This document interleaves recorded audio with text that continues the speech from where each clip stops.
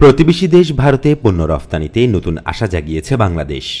প্রথমবারের মতো দেশটিতে বাংলাদেশের রপ্তানি $1.5 বিলিয়ন মাইলফলক অতিক্রম করেছে।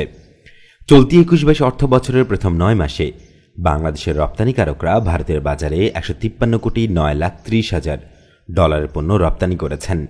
এই অঙ্ক গত অর্থ বছরের পুরো সময়ের চেয়েও 20% বেশি, আর একই সময়ের চেয়ে বেশি 59%। অর্থবছর শেষ হতে আরও 3 মাস বাকি। বর্তমান ইতিবাচক ধারা অব্যাহত থাকলে চলতি অর্থবছর শেষে ভারতের বাজারে বাংলাদেশের রপ্তানি $2 বিলিয়ন মাইলফলকও অতিক্রম করবে বলে জানিয়েছেন রফতানিকারক ও অর্থনীতিবিদরা। একক দেশ হিসেবে পাশের দেশ ভারত এখন বাংলাদেশের 7ম রপ্তানি বাজারের তালিকায় উঠে এসেছে। অথচ গত অর্থ বছরেও বাংলাদেশের শীর্ষ 10 রপ্তানি বাজারের তালিকায় ভারতের স্থান ছিল না। আগের বছরগুলোতে ভারতের অবস্থান ছিল 14 থেকে 15তম স্থানে। সবার উপরে বরাবরের মতোই যুক্তরাষ্ট্র অবস্থান করছে। দ্বিতীয় স্থানে জার্মানি, তৃতীয়, চতুর্থ, পঞ্চম ও ষষ্ঠ স্থানে রয়েছে যথাক্রমে যুক্তরাজ্য, ফ্রান্স, স্পেন ও পোল্যান্ড। আগামী দিনগুলোতে ভারতে বাংলাদেশের রপ্তানি আরও বাড়বে, এমনটাই সুখবর দিয়েছেন ঢাকা নিযুক্ত ভারতীয় হাইকমিশনার বিক্রম কুমার দোরাইস্বামী। গত এক বছরে বাংলাদেশ ভারত বাণিজ্যে 94% বেড়েছে। চলতি অর্থ বছর শেষে ভারতে বাংলাদেশের রপ্তানি $2 বিলিয়ন ছাড়িয়ে যাবে, আর এর মধ্য দিয়ে দুই দেশের বাণিজ্য সম্পর্ক নতুন মাত্রা পাবে। বাংলাদেশের পণ্য রপ্তানির প্রধান বাজার হচ্ছে যুক্তরাষ্ট্র। মোট রপ্তানি আয়ের 20%ই আসে বিশ্বের সবচেয়ে বড় অর্থনীতির দেশ যুক্তরাষ্ট্র থেকে।